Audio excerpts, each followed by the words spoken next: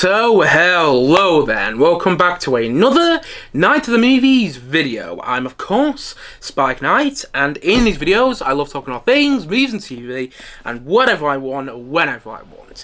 And in today's video, I'm reviewing Ready or Not 2, Here I Come.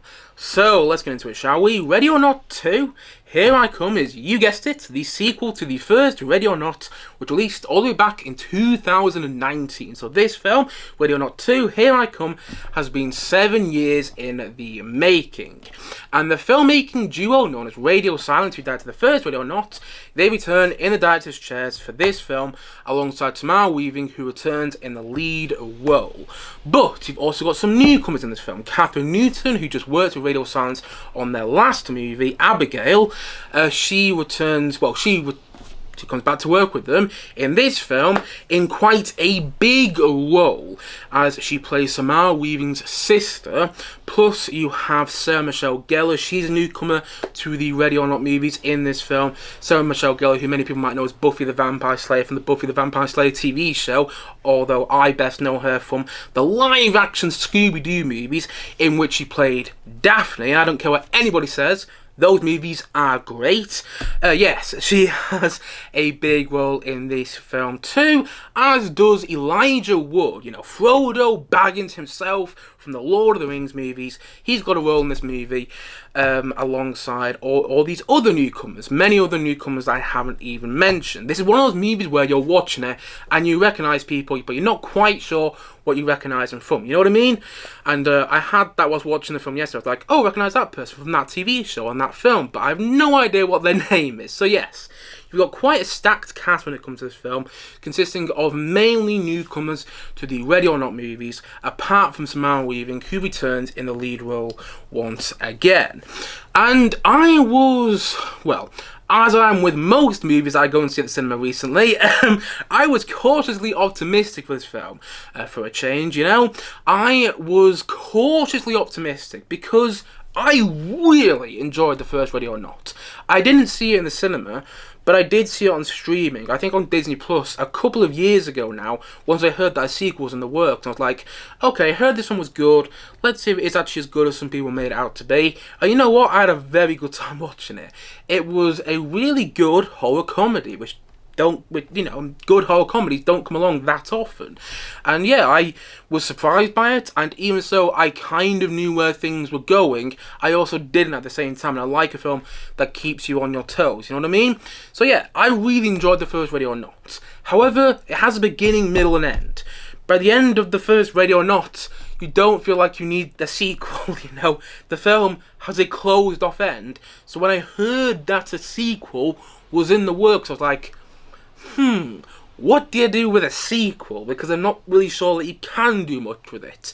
And then when I saw the trailers for this film, I didn't get much confidence in this movie. I didn't have much confidence in this film because it looked like more of the same from the first Ready or Not. And I'm like, but we've been there, we've done that. What's going to be the thing that, you know, is different about the sequel? What's going to be the story that gets to be told in this movie that we didn't get to tell in the first film? You know, what's going to be the thing which really interests me? And the trailers didn't sell me on anything that different from the first Ready or Not, and I was kind of hoping that it would. You know, when you get a sequel, you need to do something different in order to get people, in order to keep interest in these movies, you know what I mean? And I wasn't sure the trailers were going to give me that. Plus, I wasn't that excited for this movie because the filmmaking duo known as Radio Silence, who directed the first Ready or Not, their movies since directing that movie have not been great. The movies they directed since directing the first Ready or Not have not been that good. They directed Scream 5, which is just titled Scream, but I'm going to call it Scream 5 for the sake of this review today. That is a lifeless film. That is a lifeless sequel, reboot, whatever you want to call it, in a franchise which was so full of life before that film, you know? I really don't like Scream 5, and I dislike Scream 6 even more, and they directed that as well.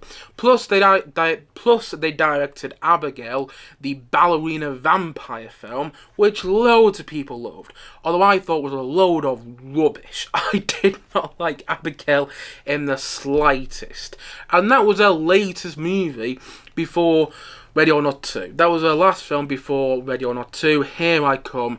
And so when I heard that they're going back to do another Ready or Not movie, I was like, Oh, especially after Abigail, because I did not like Abigail in the slightest. I did not like Abigail in the slightest, and I was worried that we're going to get the same sort of direction and the same sort of just lifeless energy that we got in Scream 5 and Scream 6 and in Abigail that we're going to in Ready or Not 2. Because the first Ready or Not is so full of life. It's so enjoyable, it's so entertaining. And I was afraid I wasn't going to get that from Ready or Not 2, Here I Come. But I was still looking forward to it. I was still interested because, again, I enjoyed the first Ready or Not quite a lot. Even so, I do think the film didn't need a sequel. I was curious to see what a sequel was going to be, where they're going to take the story. So, I went into the cinema yesterday feeling cautiously optimistic, hoping for the best, but prepared to be disappointed, like I was in the last two movies directed by these guys who directed the first Ready or Not. And honestly, I enjoyed this film. I thought that Ready or Not 2, Here I Come was an okay movie. However, it's nowhere near as good as it should be. And the whole film follows this same pattern. There's a bit of running, there's a bit of fighting, there's a bit of killing, and then there's a hat-to-hat. The film follows that same pattern over and over and over and over again, and actually does it quite well, which is why I didn't dislike the film. Like, the heart-to-heart parts of the movie are done well, and the killings are actually kind of creative and fun to watch, and the running is done in quite a suspenseful way. So there is stuff to like, particularly in the central relationship between Tamara Weaving and Catherine Newton's characters. I believe them as these sisters who are estranged from one another, but you can also believe they are sisters, And I thought that worked. And, again, there are good parts of the movie. The fight sequences are kind of entertaining to watch, but it just follows the same pattern over and over again. And I wanted the film to do something different, to spice up its narrative, to spice up the way it was being structured, but it didn't really. It tried to do something different in the finale of the film, but I did not think the finale of the film really worked. I didn't mind the ending, the very end of the film. I thought that was actually not bad, but the whole finale, I'm not going to go into spoilers with what happens, but I was like, really? Okay, I mean, it's fine, but come on, there's got to be something else here that really makes the film stick the landing. And in my opinion, the film didn't stick the landing as well as it could have. I didn't mind the very end of the film. I actually quite liked the very end of the film. But I think the finale could have been so much better. And that's kind of how I feel about the film as a whole. Again, it's not bad to watch. I enjoy myself watching it. But a lot of the newcomers aren't really given anything to do. Elijah Wood, I would love to have seen him go insane in this film. And I was kind of hoping he would. But he doesn't. I was waiting for the moment that Frodo Baggins would go insane. But again, he didn't. And I thought he was kind of wasted. Same with I can't pronounce people's names. Same with Sarah Michelle Gellar, who I want to see really just go wild in a movie. And I thought this was going to be the part for her where she just went absolutely wild and insane and goes on this killing spree because of the type of movie this is. But no, she's kind of tame and she doesn't really do that much in the film. And a lot of the newcomers just kind of feel like they're there for the sake of it. We just feel the whole film feels like we're treading over the same ground we did with the first movie. And I was hoping for there to be something truly different, but at the end of the day, it's just the same old stuff from the first Ready or Not, but with more gore, more violence, and more characters. That's kind of what it is. And I was hoping for there to be something more to it, Again, it has its perks. There are a couple of good needle drops in there, and the fight sequences are entertaining. This is why I'm not saying I disliked the movie. This is why I enjoyed the film, because the fight sequences were done well, and the kills in this film, the deaths in this movie were done in a creative way. But again, I just wanted a bit more. It's one of those films where it's fine whilst it was on, but I won't be thinking about it much probably past this week. And I have thought about the first Ready or Not here and there quite a bit over the past couple of years since I first saw it. Again, I didn't see it when it came out in 2019, but I did see it a couple of years ago now, and I have thought a bit about how much it really surprised me and how much I got into it and how much fun I had with it. And I wanted that same experience with this movie, but I don't really get it. It didn't really feel like it knew what it wanted to be, and although there were parts of it which work, I didn't really think it needed to exist. You know, and that's the thing at the end of the day. If this film didn't exist, I wouldn't be yearning for it, you know? I wouldn't be hoping that one day would eventually get a Ready or Not sequel.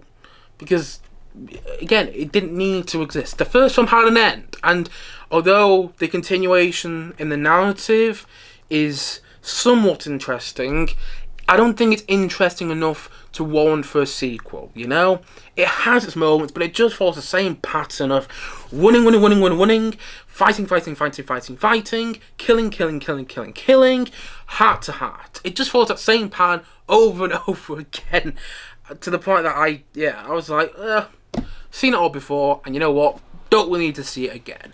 And so, all in all, I'm going to say that Ready or Not 2, Here I Come, I'm going to give it a 6 out of 10. I'm giving it a 6 out of 10 because I enjoyed it, but God, it should have been so much better. Because, you know, the first Ready or Not, I give an 8 out of 10. And I do think it's a significant step down from the first Ready or Not.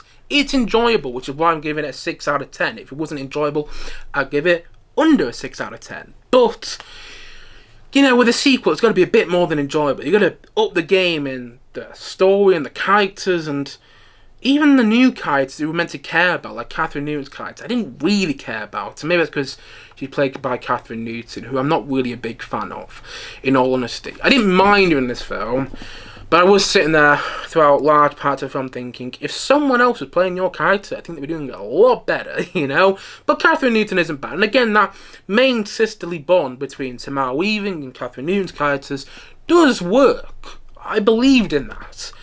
And there are enjoyable parts of the movie. There are some creative kills, which I thought were done well. And, you know, again, the action sequences, the fight sequences are entertaining to watch. But it could have been so much better. And it didn't need to exist at the same time. You know? I didn't get to the end of this film and go, oh, I get it now. I get why they made a Ready or Not sequel. Instead, I got to the end of this movie and I thought, if I didn't see that, I don't think I'd be missing it. I don't think I'll be missing all the winning, killing, and heart to heart, because that's pretty much what the whole film is based around. A lot of running, a lot of fighting, a lot of killing, and let's have a heart to heart moment right here about these two sisters, you know? That's what a lot of the film is doing at the end of the day. It just recycles that same pattern. And then when it tries to do something different, it kind of fails as well in its finale. And one last thing, the guys who made this movie, the filmmaking duo known as Radio Silent, they love blowing people up. They absolutely love it. And I don't quite love it as much. I don't quite love watching it the same way they love doing it. They blew people up in the first Ready or Not. People spontaneously combust in that film. They do the same in Abigail, and they do the same here. But it's becoming boring. And I never thought I would say that. But yeah, watching people spontaneously combust and blow up is not entertaining anymore. You kind of know what's going to happen in this film, and when it happens, it's like, seen it all before, you know? And I just felt that pretty much throughout this film. Seen it all before. It's entertaining, but should be a lot better. And it didn't need to exist, as I've already said quite a few times in this review today. And so, all in all, as I've said already, and as I'm going to say once more in this review today, Ready or Not 2, Here I Come, is a 6 out of 10 from me.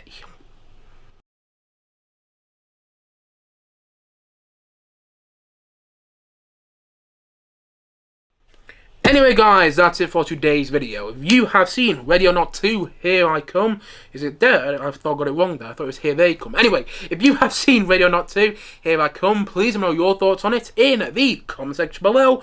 And as always, thank you for watching this video today.